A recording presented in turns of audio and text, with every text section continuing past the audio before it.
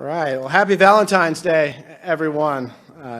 I'm Josh Looney. I'm the Vice President for Intercollegiate Athletics here at Missouri Western, and excited to share with you very exciting news that we have for the community. I guess the cat's out of the bag on some of the dirt work that's going on over there on our campus that's been going on actually for a couple weeks in anticipation that we'd be in a position to make a big announcement about the future of Chiefs training camp here at Missouri Western. I'll start off with a few remarks and also bring up our president, Matt Wilson, for remarks as well. And then we'll take some questions also. But I wanted to recognize some elected leaders that we have that have played a big part, not only in this process with the Chief, but really spanning back to as far back as 2008. And wanted to recognize representing U.S. Senator Roy Blunt, Brant Shields is with us today. Representing U.S. Senator Josh Hawley, Elizabeth Johnson is with us. Representing U.S. Congressman Sam Graves, Matt Berry is with us as well. Missouri Senator Dan Hegeman is with us. Missouri Representative Sheila Salone. Missouri Representative Brenda Shields. Missouri Representative Bill Faulkner. Our Mayor of St. Joseph, Bill McMurray, is here as well. I saw Kent Odell and other city council members. Kent is here. Buchanan County Presiding Commissioner Lee Sawyer. Buchanan County Western District Commissioner Ron Hook. And Buchanan County Eastern District Commissioner Scott Burnham. And our elected leaders will be available if media would like to talk with them after the press conference is done. We'll make them available as well. As we have this, yes, let's give them a round of applause.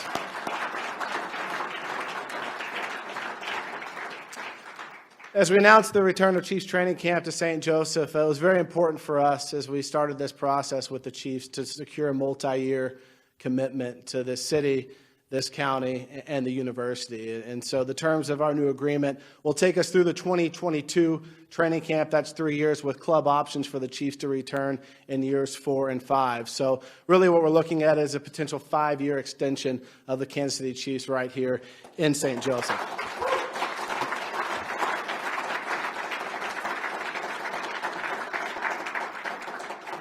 There's a lot of folks that are involved in making this happen, a lot on our campus, but really the individuals that we recognized earlier are the ones that play such an important role. This was a new era of negotiations with the Chiefs. We all know their commitment to the state of Missouri that originally brought them to St. Joseph expired after the 2019 training camp. We knew they were going to open invitations for other bidders on the future of Chiefs training camp, but really I think the trust, the operations, the relationships that franchise has had, not just the last 10 years, but back to 2008, was the deciding factor in what was able for us to get another multi-year extension. And from my own experience working with the Chiefs and being part of their operation in our first few training camps here, trust is a big key piece when dealing with professional sports franchises. And there's a lot of trust here between the Chiefs and Missouri Western. So we're incredibly excited that they are returning. I said after training camp ended and we had a record camp, I wouldn't want to be the individual responsible for replicating what they have at Missouri Western if they were to go elsewhere. And I think that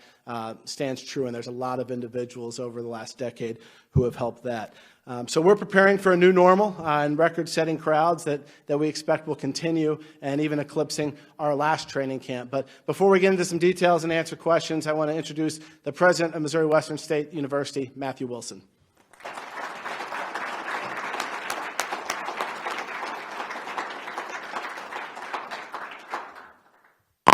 So for those of you who have heard me talk before, you know that I always end my remarks by saying, "Go Griffs." So we're going to flip the script today, and I will start off by saying, "Go Chiefs."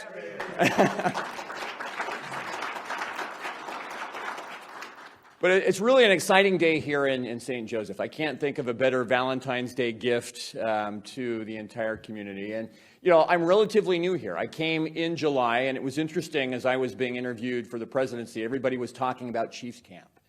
When I was preparing to come here to St. Joseph, they're like, "You've got to clear out your schedule for Chiefs camp." You know, it seemed like it was such a big part of the fabric of this community that, you know, hearing it and then living it this last July and August, I mean, it truly was a special event. You know, in today's world where we've got so much, debate and dialogue, where you've got ill feelings and you've got bad news, right? Not to mention fake news.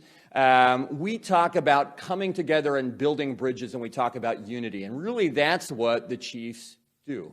The Chiefs have done that here in the city of St. Joseph, in Buchanan County, in the state of Missouri. And it was truly an amazing thing to see people, not only from the local community, but around the state, around the region, around the nation, and even from around the world flock to our city here onto this beautiful campus that we have at Missouri Western State University to witness greatness.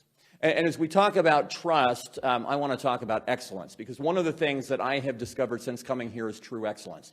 We have excellence in our community leaders, many of whom are here today for this wonderful event. So for all of you, I want to say thank you for the dialogue and discussions that we have been having over the course of the past several months about making this work so that we could talk to the Chiefs about doing something that was multi-year. We're really excited about our fields for training camp. Typically, we've been able to seat 2,500. We're in the process of expanding that to 5,000. And without assistance from the city and from the county, from the state, we wouldn't be able to do that as a university. And we're really excited to see that as we go forward. In addition, we're looking to make improvements to some of our facilities that will benefit our students primarily, but also the Chiefs as they're here as well. And so we're excited to see what we can do with Scanlon Hall as we look to provide quality education here on our campus, which is primary. It's great to be able to build these bridges where you truly see higher education, you see community, you see private industry coming together to do things that are going to benefit our students. And we're really excited about that. And more than anything, I'm excited about the excellence that this exudes. You know, one of the things at training camp that I talked about a lot was I believe that this was going to be the start, the nexus, really the beginning of such a magical season. And it was fun to see this magic that hasn't been in our state for 50 years. And so we're part of something that is truly amazing. We're champions. We're excellence. And this is all of us together as unity. Whether you were screaming at your TV, whether you were, down at the stadium actually cheering the Chiefs on, if you were part of the parade, or if you were just part of the experience here at training camp, something that's accessible and affordable to everyone. And that's the great thing. At Missouri Western, we're accessible and affordable in our education. We do the same thing for training camp. And so I'm excited to see how many people came onto our campus. I think we had close to 65,000 fans come and experience training camp this last year. You can imagine now officially being stamped the champions of excellence, how many we're going to have here as well. And so on behalf of the university, on behalf of the community, I'm here to just tell you how excited we are, what a privilege and an honor it is to be part of this excellence.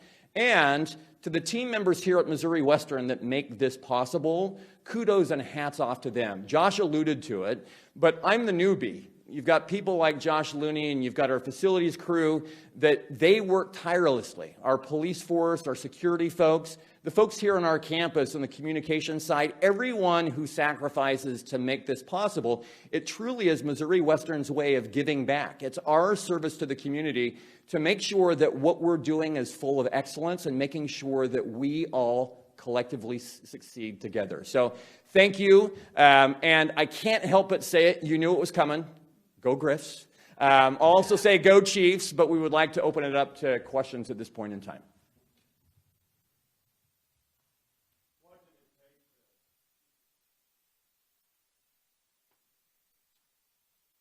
Oh, I think it goes back to this idea of excellence. If you didn't have excellent facilities, if you didn't have excellent people, if you didn't provide an excellent experience, I don't think that we could have kept the Chiefs. They made it very clear during last training camp that with the 10-year agreement expiring, that they were going to look around at all of their options. And I truly think that it's a testament to our organization that the Chiefs would go and they would look far and wide and high and low, and that they would come back and that they would select us as a long-term partner. So I think that's part one. I think part two is, you know, is the relationships that we have developed over the past 10 years, this relationship of trust. I think that's part of it as well. You know, other components, we alluded to the seating capacity. We talked about some updating to our facilities, you know, really working with the Chiefs to make sure that we are providing, together with them, the best possible experience for the fans, for the community, and for the organization as a whole. So I think it was the preparation, it was the trust, it was the excellence, it was the facilities that we have. I think it's all the people that are here in this room that are willing to work with this organization and truly have this public-private partnership. I think that was the recipe for success. I don't know if Josh has anything else. I agree with everything that President Wilson said. I think from an operational perspective, it was important for us to be proactive in preparing for a new normal for camp. We experienced this past year double any crowd we had in previous camps, and we're able to put some rental bleachers in there and expand capacity a bit. But knowing that we'd have a Super Bowl champion return to campus, we needed to make some closer to permanent seating enhancements at our practice fields. And so that's where the berm comes in. And hill seating has been one of the most popular places to view Chiefs training camp in the past. It's over close to the player walkway. As you look toward the north end zone that has traditionally been where the Mosaic Training Fields banner has been, it drops off, and that's just been some bleachers, a five-sided risers. Now we will have a 15-foot tall berm that will mirror what is on the other side, but will expand the entire north side. And that's where the dirt is being moved from our campus. We have lots of dirt here on our campus, so we have the city and county and some independent contractors that have donated equipment are pitching in and moving that dirt, and we're constructing that berm. We'll seed it this spring, and it'll be ready to go for summer. We'll also be able to put tents up there in some shaded areas, and then bringing in some donated bleachers that will line the east side as well as the end zone where the concessions has been. So really you'll have seating that's kind of a horseshoe from two berms as well as there. So that was important to the Chiefs. It was important to us for the fan accommodations piece. I think, though, the thing that can't be overlooked is the things that people don't see that come to camp, and that's the football operations side. And, you know, the Chiefs would not come back to Missouri Western and not come back to St. Joseph if they didn't feel it wasn't a competitive advantage for them. This bucks the trend. That's what's happening in the NFL. Teams going away for camp. Coach Reed believes in it, but he believes in it if it is an advantage. He believes it is here, and we're proud just as much as the record crowds we had last year. We're proud as our smoothest operation behind the scenes with the franchise, and that goes into our facilities crew, our residents, live staff, the sheriff's department, city police. I mean, there were so many people that had a hand in that piece, and that was just as important to the Chiefs as well. What can you say about the timeline when you guys feel confident this was a viable possibility? We were in negotiations with the Chiefs really throughout this fall, and we weren't sure where they would ultimately end up. We knew our relationship with the franchise after this past camp was extremely positive. We prepared as if it were coming back. We treated the field and put it to sleep for winter just as we had in the past. We recapped training camp with their football operations staff and their PR teams and their fan experience staff just as we had in the past. But it was also a new era of negotiation. So we knew that we would do everything possible to bring it back here, but that may not be a reality. It would ultimately be a business decision for the Chiefs. Then they go on their postseason run, and things got quiet for a bit, and we figured it would escalate right when after the parade, and it did. And so here we are today. So it's actually probably this announcement is probably a few weeks earlier than I was anticipating, and probably those that were involved in the negotiation as well. Yeah, I mean, one of the things from my perspective, and this really has been a collective effort as we have been talking, the question started even before training camp began. And I was asked, what percentage do you think that the Chiefs are going to come back? And I know during training camp, even as we kicked things off, I mean, that was the talk of the town was, are they coming back? And there was speculation that maybe the Chiefs would be interested in another city here in Missouri. There was talk of, maybe that they would head over to Kansas or they would go someplace. And really, I mean, we didn't pay, much attention to that noise that was out there. I mean, from my end, seeing what we did at camp, I mean, it truly was, I think, our race to lose, right, along those lines. And so we were pretty confident in the package that we put together and submitted. I thought was incredible. Josh does a phenomenal job in terms of putting things together, packaging them, and really talking about the excellence that we have here as well. I can tell you the further along the season went, the more confident that I became. Having played sports my entire life, in the world of sports you have superstition. And I don't know if the Chiefs are superstitious, but if you're on a winning streak, you don't change your socks, you wear the same clothes every day. And I was thinking, you know what, if the Chiefs run the table, we have the Super Bowl. If you're superstitious at all, you're going to want to replicate that from the start. So maybe it was superstition that won the end of the day, but I believe it's excellence. Maybe there's a little bit of superstition thrown in, but I think the fact that they're here for a multi-year and we're not talking about a year-to-year deal is truly a major testament to everything that we have here at Missouri Western.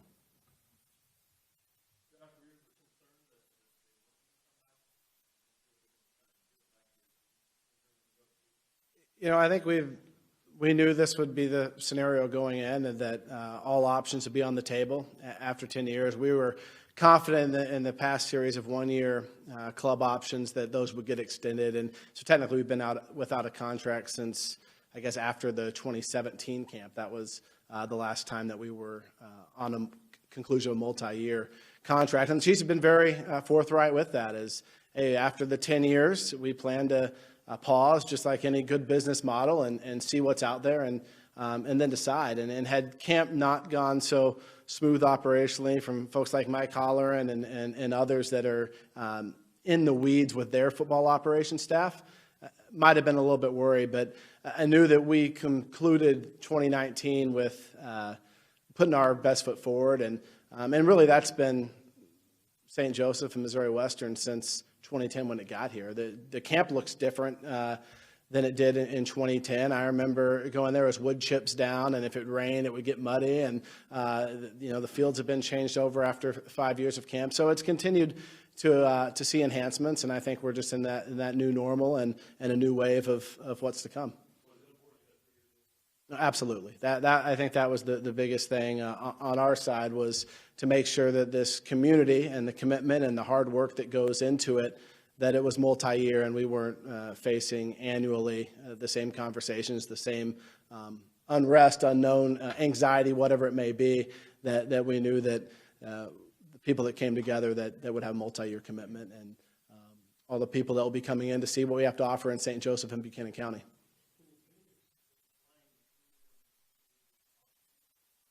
So this 3-year deal will take us through the 2022 training camp, and then the Chiefs will have a series of options to extend for years 4 and 5. So it would take you ultimately through the 2024 is what it would take you. So potential to extend to 5, but a guaranteed 3 years here in St. Joseph.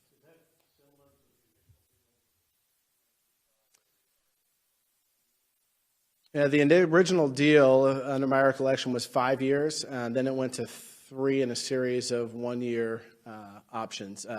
But it wasn't packaged. So after the 2017 camp, there was no contract. So the last 2 years were single-year extensions. So we haven't had a multi-year contract that was tied to anything since 2017 concluded.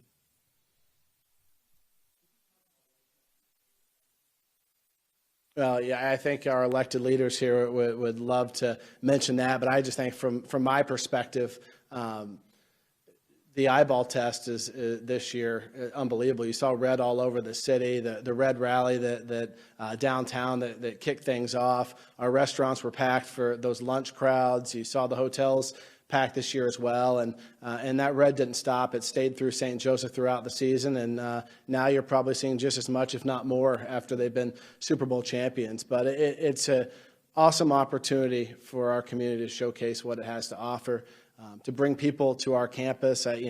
Last count, this is probably this top of my head, but I know it's over 400,000 people have visited training camp over the 10 years, and those are a lot of people that wouldn't otherwise have stepped foot on our campus. Maybe they hadn't been to St. Joseph before, and maybe it's their first time visiting Buchanan County. And when you talk to people that come from all over the country to training camp, a lot of them are repeat visitors that have made this now part of their summer vacation plans, and they keep coming. So I think that for our community is unbelievable, and what other opportunity do you have to do something that special to bring people in? Well, as you talk about what it means to the city as well, I mean, one of the things that I have noticed is I travel even around the country, and I'll get into a conversation about, where I live. And when I say St. Joseph, Missouri, I mean, your football fans will go, oh, that's the home of the Kansas City Chiefs. And I'll say, no, Kansas City is the home of the Kansas City Chiefs, but we get them during the summer. And it really is, that type of impact. My son just graduated from the University of Utah, and as he was announcing himself in class, somebody came up and said, oh, I'm a Patrick Mahomes fan. I love Kansas City. Is there any way that, you can introduce me to him? And so, it's amazing just to see the reaction that you get outside of this area, knowing, what we have. And I think, as the Chiefs have elevated their game, and really the world has taken note, it really puts the focus here, on this great city and all the things that we have. I mean, I was encouraged with the last camp. Not only was it, the hotels being filled and restaurants and people lingering around, but there also was, a lot of different coverage. I mean, I was seeing a lot of coverage down in Kansas City about, hey, what are the 10 best places to eat in St. Joseph? Come and discover, what we have here. And as we've talked about, name me another event that's going to bring 65,000 folks into our community for an activity and event. And this really is one of the highlights. And as we have done this every year, and I hope that we'll continue to do it, really make this just an event. I mean, really, if you think in the summer, where do you want to be? You should be here in St. Joseph.